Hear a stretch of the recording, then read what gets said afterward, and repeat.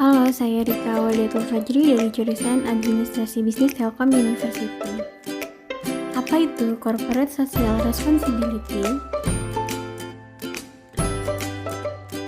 Corporate Social Responsibility merupakan suatu konsep atau tindakan yang dilakukan oleh perusahaan sebagai rasa tanggung jawab perusahaan terhadap sosial maupun lingkungan sekitar di mana perusahaan itu berada.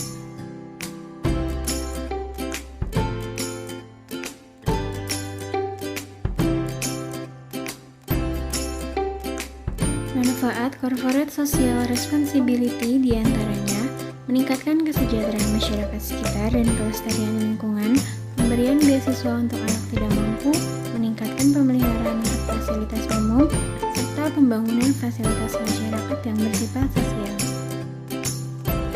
Pengukuran CSR, tanggung jawab sosial atau sering disebut sebagai Corporate Social Responsibility merupakan wacana yang semakin umum dalam dunia bisnis di Indonesia.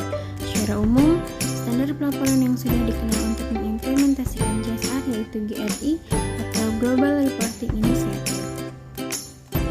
Variabel dalam pengukuran reporting inisiatif diantaranya indikator kinerja ekonomi, indikator kinerja lingkungan, indikator kinerja sosial, indikator kinerja dan cara kerja, ketenaga kerjaan, indikator kinerja kemasyarakatan, indikator kinerja tanggung jawab produk, serta indikator kinerja ekonomi.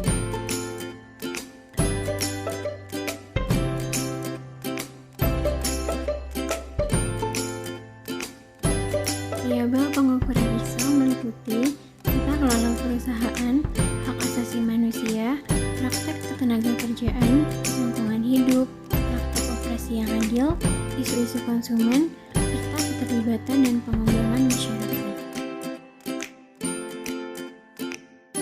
Manfaat penerapan ISO bagi perusahaan meningkatkan hubungan perusahaan, meningkatkan daya saing dan reputasi, serta peningkatan moral, komitmen, dan produktivitas.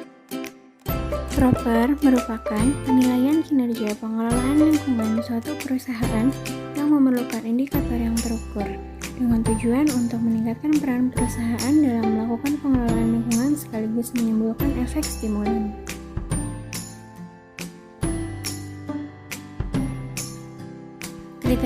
Kriteria penilaian akhir proper diantaranya kebijakan pengembangan masyarakat, struktur dan tanggung jawab, alokasi dana pengembangan masyarakat, perencanaan, implementasi, monitoring dan evaluasi, serta hubungan sosial.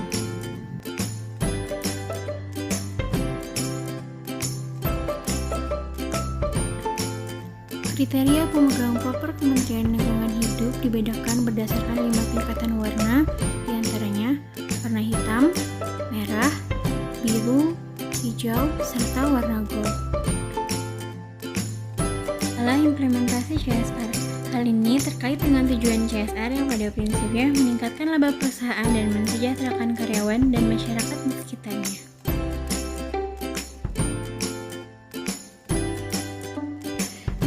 Implementasi CSR diantaranya komitmen awal, analisis kondisi eksternal dan pengaruhnya terhadap bisnis, mengkaji ulang struktur internal, strategi dan nasional tindak, implementasi, pengukuran dan pelaporan hasil, serta konsultasi dengan stakeholder. Manfaat CSR bagi perusahaan diantaranya reputasi dan citra lebih baik, lisensi untuk beroperasi secara sosial, memanfaatkan pengetahuan dan tenaga kerja lokal, infrastruktur dan lingkungan sosioekonomi yang lebih baik, menarik dan menjaga personil berkaliber tinggi, menarik tenaga kerja, pemasok, pemberi jasa, dan mungkin pelanggan yang bermutu, serta laboratorium pembelajaran untuk inovasi organisasi.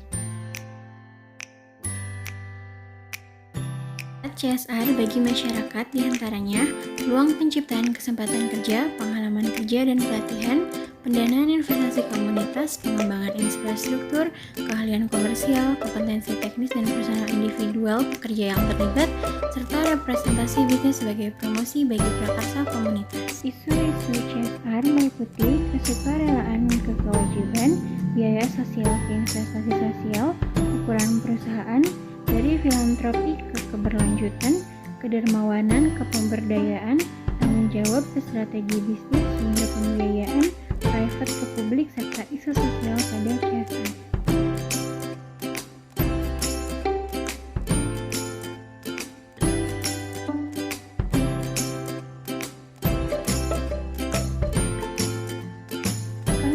bertanggung jawab sosial. Konsep ini muncul sebagai akibat adanya kenyataan bahwa pada dasarnya karakter alami dari setiap perusahaan adalah mencari keuntungan semaksimal mungkin tanpa mempedulikan kesejahteraan karyawan, masyarakat, dan lingkungan alam.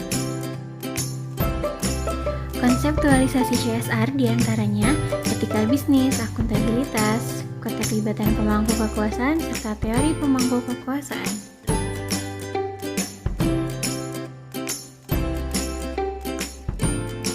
Legitimasi perorganisasian dan pengaruh stakeholder adalah persepsi atau asumsi umum bahwa tindakan suatu entitas diinginkan tepat atau sesuai dalam beberapa sistem norma, keyakinan, dan definisi yang dibangun secara sosial.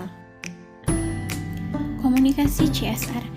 Du et al. Berpendapat bahwa tantangan utama dalam merancang strategi komunikasi CSR yang efektif adalah bagaimana mengurangi skeptisme pemangku kepentingan dan menyampaikan motif perusahaan yang menguntungkan dalam kegiatan CSR.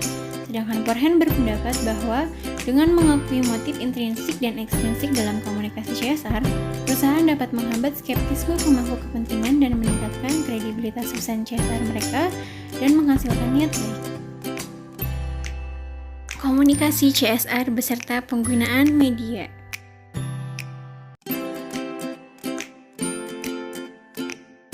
Komunikasi CSR dan media digital. Komunikasi interaktif menjadi salah satu saluran informasi terpenting bagi perusahaan seiring dengan perubahan dinamika sosial.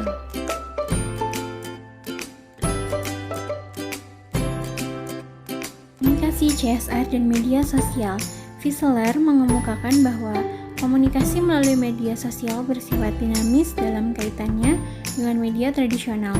Media sosial juga memiliki potensi teknologi untuk mempercepat proses komunikasi. Latar belakang investasi bertanggung jawab. Sparkus mendefinisikan investasi etis sebagai pelaksanaan kriteria etika dan sosial dalam pemilihan dan pengelolaan portofolio investasi. Umumnya terdiri dari saham perusahaan, namun dia berpendapat bahwa investasi etis bisa lebih tepat untuk menggambarkan badan terlaba seperti gereja, badan amal, dan kelompok lingkungan daripada perusahaan. Penyaringan investasi yang bertanggung jawab. Investor harus memilih perilaku perusahaan positif atau negatif untuk difokuskan dan memutuskan seberapa penting untuk menugaskan setiap jenis kegiatan yang bertanggung jawab.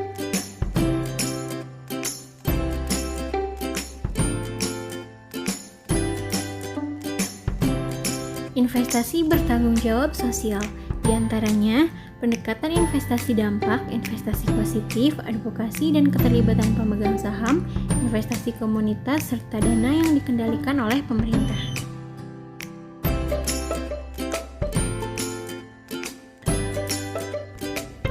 Pelaporan lingkungan sosial dan tata kelola di situs web perusahaan.